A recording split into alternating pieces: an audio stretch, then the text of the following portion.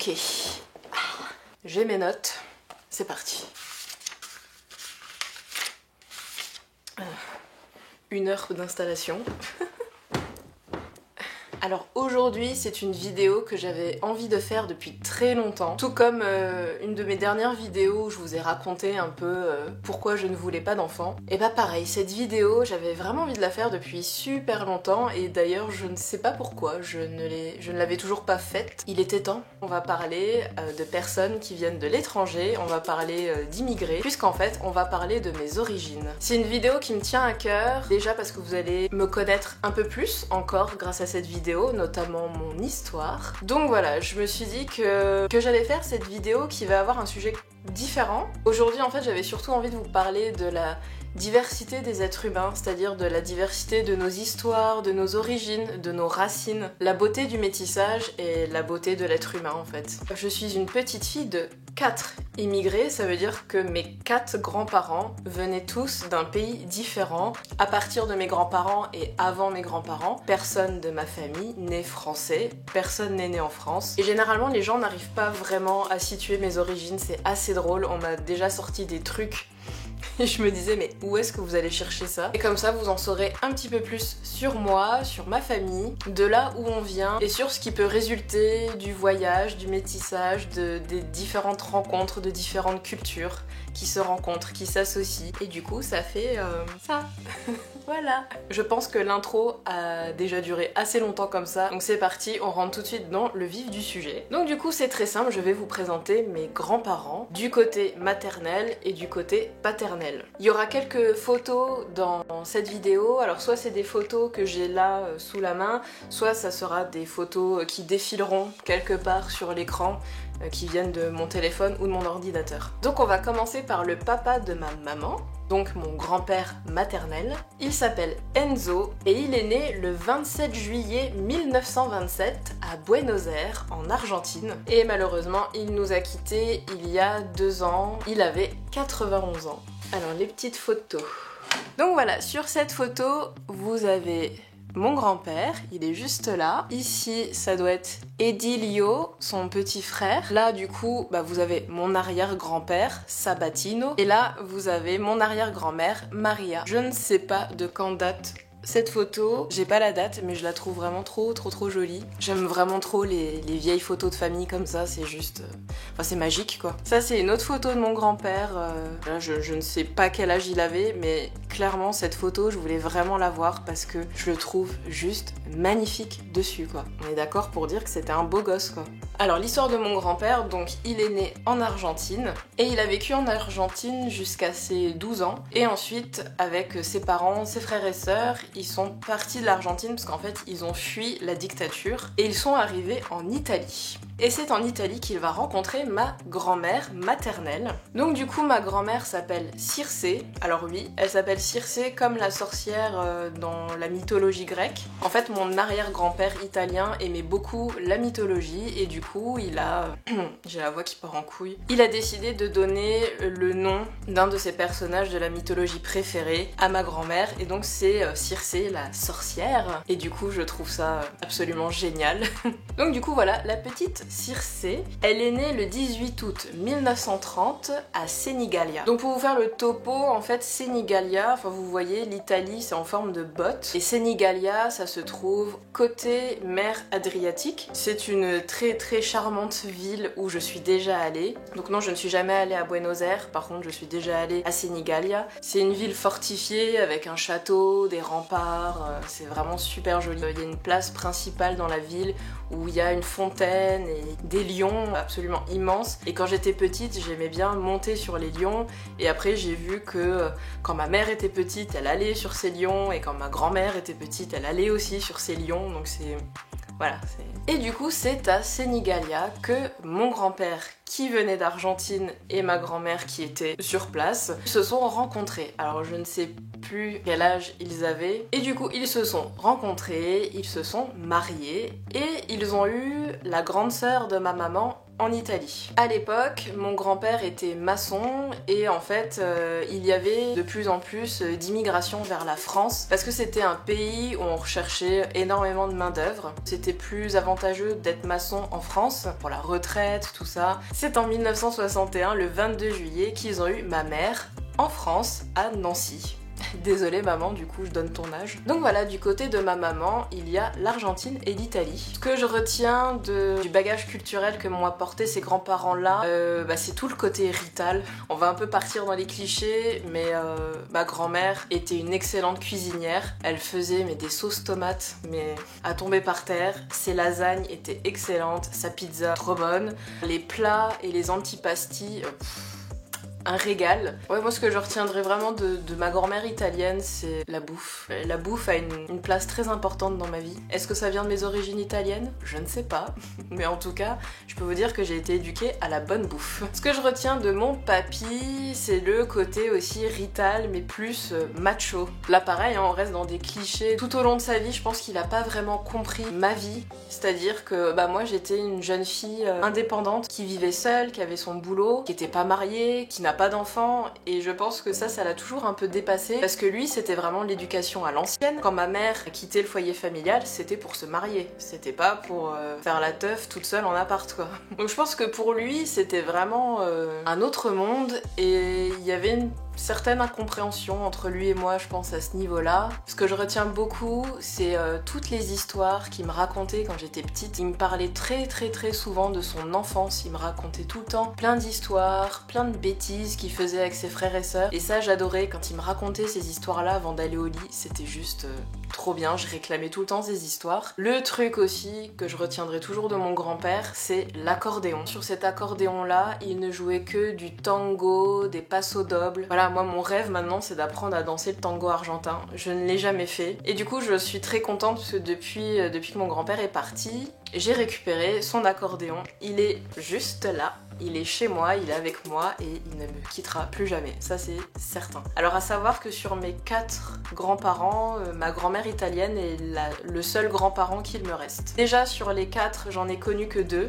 Et du coup maintenant il ne me reste plus qu'elle. Au passage, pour tous ceux qui ont la chance d'avoir connu leurs 4 grands-parents, voire même leurs arrière-grands-parents, franchement, je vous envie parce que ça laisse un petit vide à l'intérieur de soi quand t'as pas connu tous tes grands-parents et que dans ton histoire, dans ton passé familial, ça laisse quand même des petits vides. Moi je trouve que c'est une énorme chance de pouvoir connaître l'histoire de sa famille, d'où on vient. C'est passionnant et c'est vraiment une chance de pouvoir connaître tout ça. Donc vraiment, profitez de vos grands-parents si vous les avez encore. Si vous vous entendez bien avec, hein, bien évidemment, parce que je sais que la vie familiale, c'est pas toujours facile. Des fois, il y a des disputes, il y a des trucs. Ensuite, on va passer du côté de mon papa. Donc en fait, ce sont ces 2 grands-parents-là que je n'ai jamais connus car ils nous ont quittés avant que je naisse. Alors je vais vous donner le peu d'informations que j'ai sur eux. Donc le papa de mon papa, donc mon grand-père paternel, s'appelait Mohamed. Il est né le 22 octobre 1915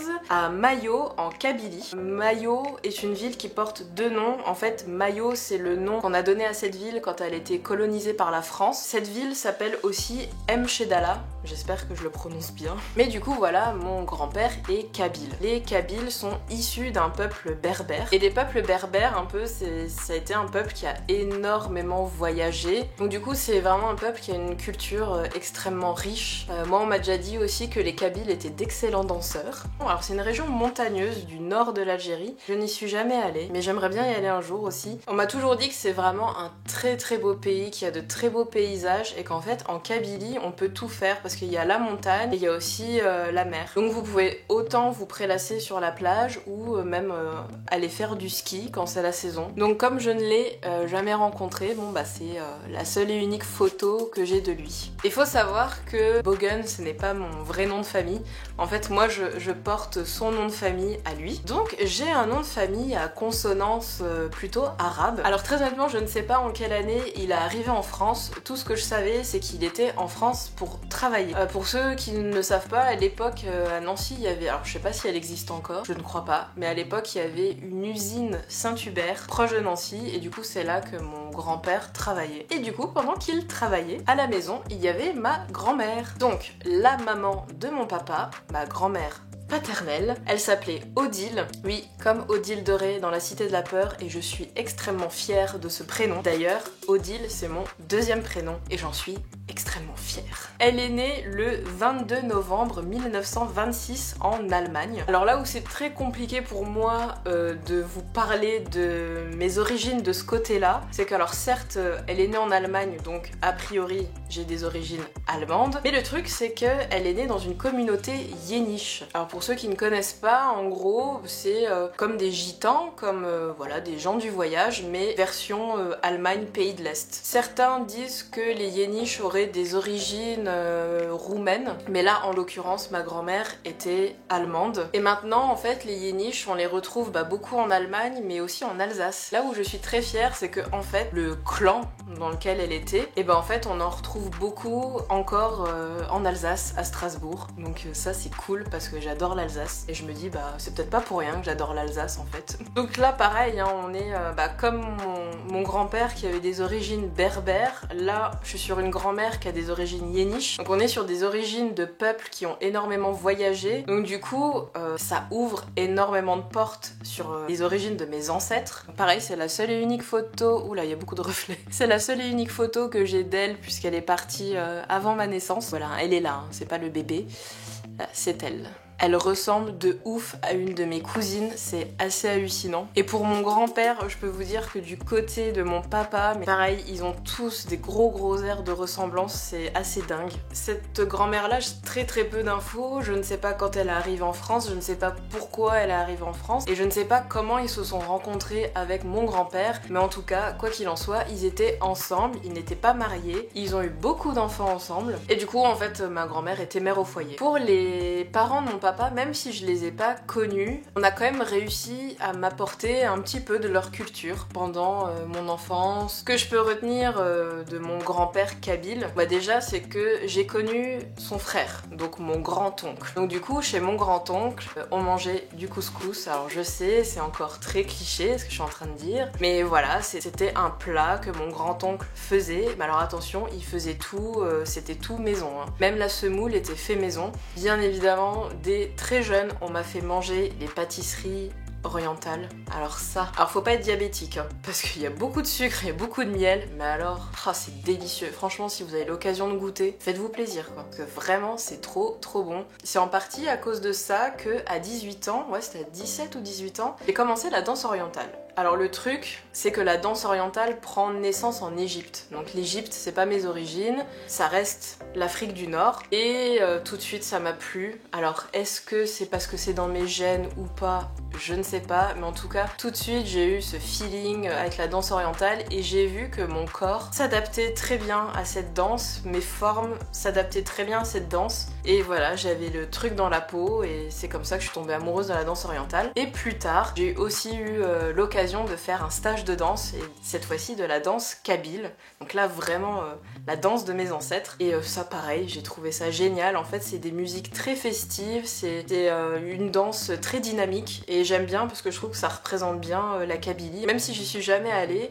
moi je vois le peuple kabyle comme des gens joyeux. C'est coloré, c'est festif, voilà. Et c'est aussi par rapport à mes origines kabyles que je me suis fait tatouer du coup ces symboles. Ces symboles ne veulent rien dire, en fait c'est des symboles inspirés par les symboles berbères. Comme ça maintenant je les porte fièrement sur moi. Et je réfléchis déjà à d'autres tatous par rapport à mes autres origines aussi. Je vais pas juste me faire tatouer des drapeaux, hein. J'essaye quand même de chercher un truc sympa avec une symbolique sympa, voilà. Et en ce qui concerne pour le bagage culturel que m'a laissé ma grand-mère allemande, là ça va être plus sur des ressentis que sur des faits, comment dire, c'est quelque chose qui est au fond de moi, que je sens comme ça, j'ai l'impression que cette partie-là, cette partie créative et cette partie artistique de moi vient de ce côté-là de la famille. Il y a aussi ce côté en fait, vous savez tout ce qui est un peu gypsy quoi, l'ambiance, boule de cristal, caravane en bois, enfin vous voyez tous ces trucs, notamment récemment, quand je suis tombée sur une vieille photo où en fait, où je crois que dessus il y a mon arrière-grand-père et il y a ma grand-mère quand elle était petite, on voit le clan familial pris en photo et derrière eux, qu'est-ce qu'il y a? Une roulotte en bois. Bah je pense que mes origines allemandes, c'est ce qui se voit le moins sur moi. Généralement quand les gens me voient, ils pensent tout de suite au côté méditerranéen. Souvent on me sort que je suis espagnole, mais non, il n'y a rien d'espagnol chez moi. Sinon après on me sort l'Italie. Voilà, généralement c'est ce qu'on me sort le plus, l'Italie. Et après quand les gens connaissent mon nom de famille, tout de suite il y a l'Algérie qui sort. Plusieurs fois on m'a même demandé si j'étais d'origine indienne. Donc pour récapituler, du côté de maman, on a l'Argentine et Buenos Aires. Et on a l'Italie avec Senigallia. Et du côté de papa, on a la Kabylie avec Mayo ou Mchedala. Et ensuite, on a l'Allemagne, le peuple yéniche. Et là, je ne peux pas vous en dire plus. Pour conclure, j'ai pas écrit ma conclusion, donc ça va être difficile de conclure. Pour conclure, eh ben, c'est pour vous montrer que, en fait, je me suis étouffée avec ma propre salive. Help! Ah, ça arrache la gorge. Ah, c'est difficile de reparler après. Vous entendez ma voix? Ah, puis ça donne les larmes aux yeux, c'est une horreur. Attendez, j'essuie ma larme d'étouffement. Oh, j'ai des grosses larmes. Donc pour conclure, comme vous pouvez le voir, une personne peut avoir en bagage génétique et culturel énormément de choses. C'est ce que je disais en début de vidéo, en fait c'est ça qui fait la beauté de l'être humain, c'est sa diversité. C'est vrai que quand on se renseigne sur ses origines, on apprend plein de choses. On apprend sur soi et on apprend aussi sur ses grands-parents, sur ses ancêtres. Je pense que grâce à cette vidéo, vous en avez appris un peu plus sur moi et sur l'histoire de ma famille. Je suis pas non plus rentrée trop dans les détails parce que ça reste familial et donc ça reste dans le cercle de la vie privée. J'avais quand même envie de partager un petit peu avec vous. Je pense que vous l'avez vu, hein, j'ai pas donné les noms de famille de mes grands-parents. Il faut que ça reste quand même un minimum privé, ce genre d'informations. Mais voilà, je vous en ai déjà montré pas mal. N'hésitez pas à me dire en commentaire quelles sont vos origines. Est-ce que vos origines vous ont influencé dans votre vie? Ça m'intéresse parce que moi j'aime vraiment les communautés cosmopolites. Voilà, j'aime la diversité humaine. Merci de m'avoir écouté jusqu'au bout, j'espère que cette vidéo vous a plu. Comme d'hab, n'hésitez pas à liker, commenter, partager et à vous abonner. Moi, en attendant la prochaine vidéo, je vous retrouve sur Instagram,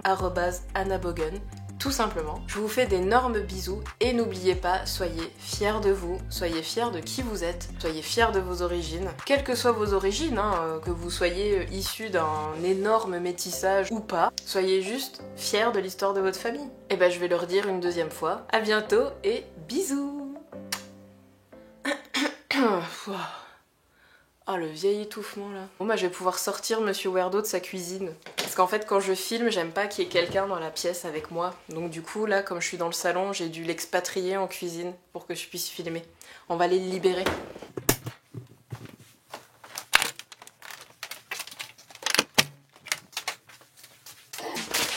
Mon cœur.